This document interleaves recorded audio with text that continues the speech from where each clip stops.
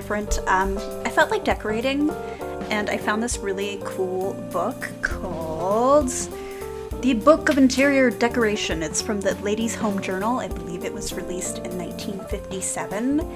And I was looking through the pictures, and like, a lot of these interiors could be 2024, 2025 homes. Like, just the color palette especially is what we've been seeing become kind of popular with, like, these duck egg blues, really dark kind of brick reds, things of that nature. But there was one kitchen in particular that had red painted ceiling, kind of red walls, white cabinets, but there was like this big modern glass window looking out into the backyard with like a concrete fence and some really cool, funky, new looking tile, like new to me. Obviously it's not. This book is from 1957, but like, it does show that some things are cyclical.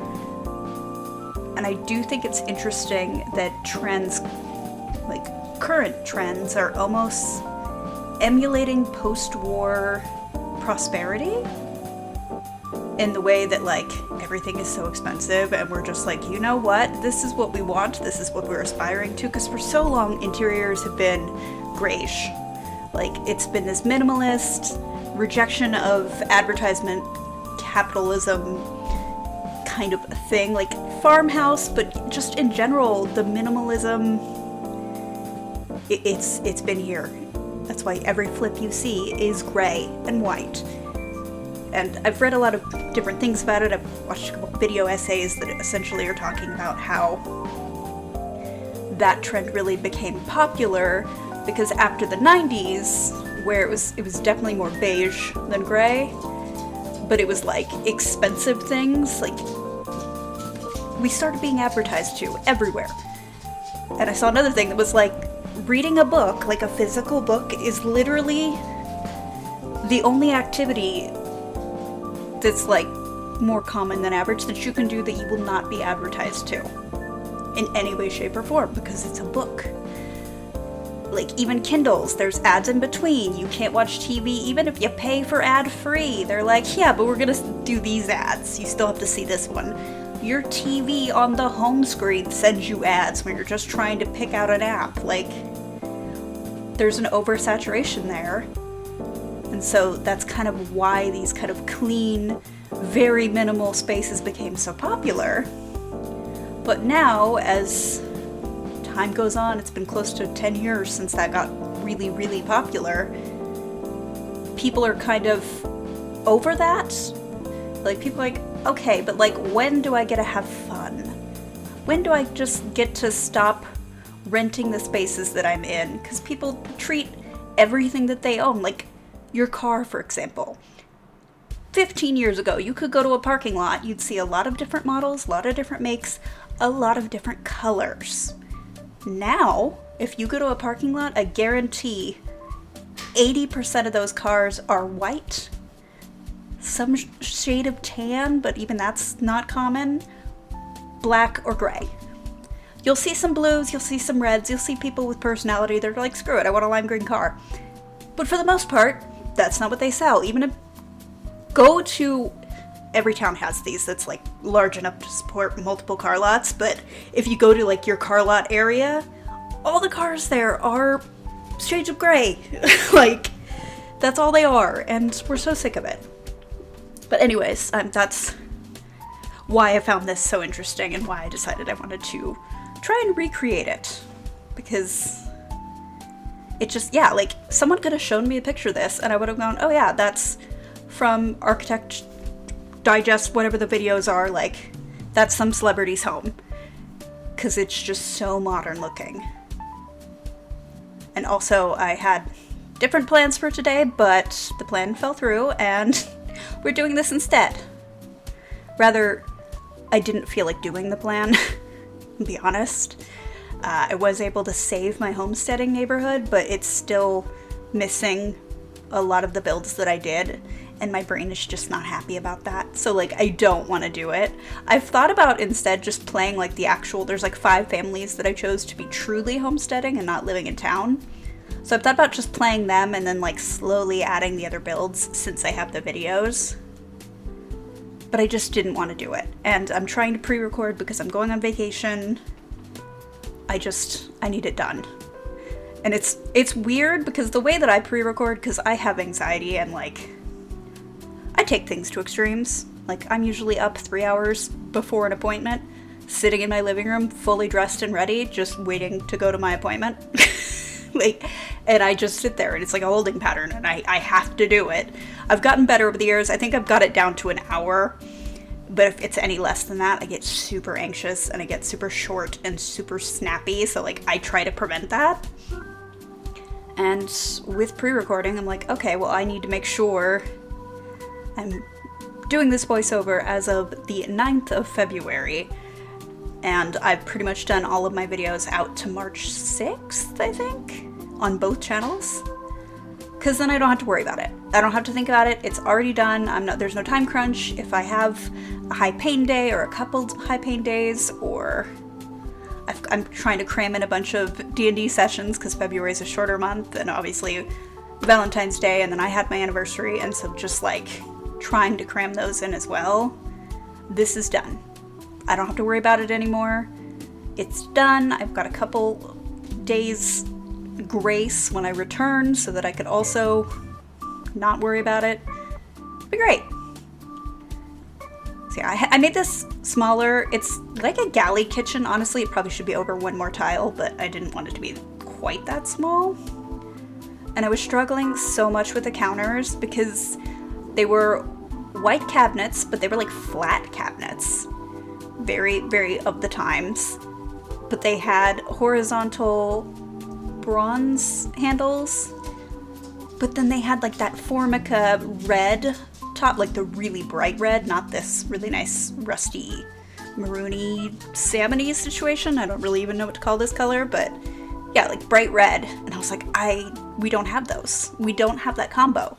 Like, it's not a combo we see. So I was really struggling. I did find a great stove, which made me happy, but I just couldn't find the counters. So you'll see me change the counters out.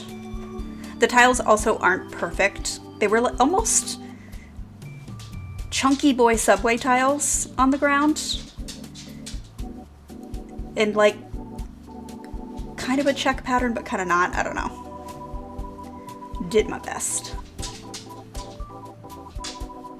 I have to do one more decorating video like this because I've decided I want to do 2 spaces. But I'm not sure if I'm going to do a bedroom that'll be connected to this house or if I just want to do another kitchen. The kitchens were what really got me. And a lot of the pictures are in black and white, so I wanted to choose pictures that were in color. Oh, here's me struggling with upper cabinets. And yeah, like I don't know. I'll figure it out. I have to record that tomorrow. I have a lot to do tomorrow, and I don't want to do any of it. I didn't want to do anything today either, but today was like the last day. Joann's had this really big, like, massive sale on yarn, because they're like quietly going out of business. They declared bankruptcy again. And of course, I'm terrible. My mind immediately went to, maybe I could get one of those store model embroidery machines when they do finally reach like the very last leg for super duper cheap. That would be amazing. But like, that was not today's trip. Today's trip was yarn for basically a giant cross stitch. I bought pegboard at Lowe's, and I'm gonna make kind of pixel art, but with yarn, and use that as a divider for my dining room and the gaming nook that I put in, just so there's a little bit more separation. The dog is licking my foot, and I just now felt it. I'm also going to the doctor tomorrow, and I'm dreading it. But I am having my partner come with me because I feel like doctors don't listen to me when I say that I'm in pain, but when I bring somebody else and they're like, no, she's in pain every single day, you need to do something, they're just more likely to help or want to do more or send you to a specialist or things like that. And it makes me really sad, but I think I'm at the point where I do need like a disability placard. And I know that it's important to use the resources that are available to you if you need them, but like, there is that shame and stigma of using it, and like I put off as long as I could, but at this point my right foot is numb like probably 70% of the time, and it's made balance really difficult because I can't feel, not the whole foot, but like the front part of my foot where my toes are. Sometimes it's all over the toes, sometimes it's just the big toe and the toe next to it, but like, that's not good. And I know it's nerve damage because I do have nerve damage.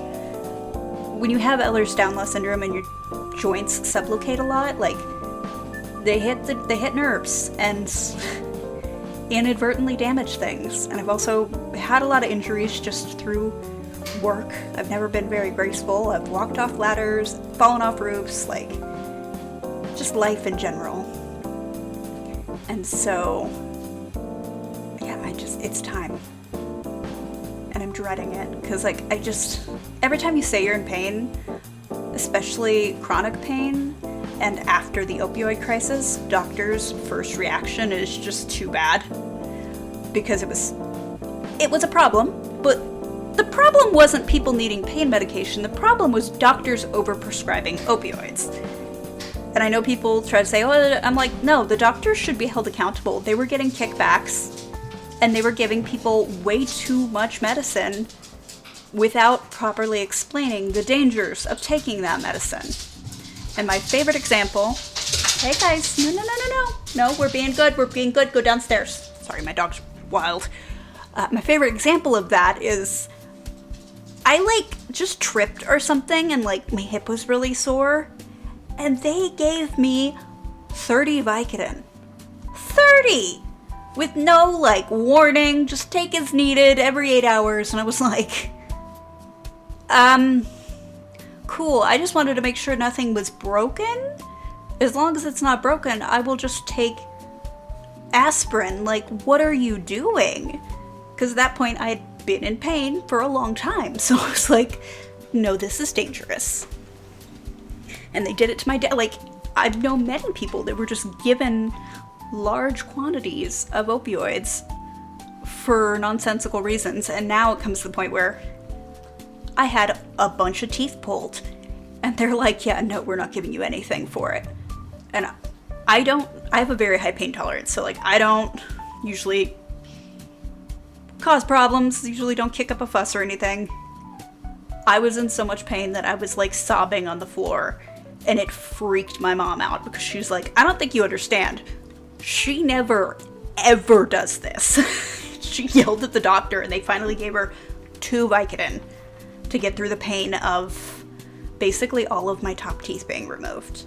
Because that's another fun thing that they just don't tell you about Ehlers-Danlos syndrome is your roots are weird in your teeth and you don't have a lot of enamel. And honestly, it's upset me for a lot of years, but I'm finally like comfortable enough to talk about it because it is seen as so shameful and so like you're dirty or you didn't take care of yourself or just like you're bad and wrong for having that happen. And even knowing that there really wasn't much I could have done to save my teeth, that I was raised in abject poverty and also just was genetically predisposed to have teeth fail, there wasn't much I was going to be able to do.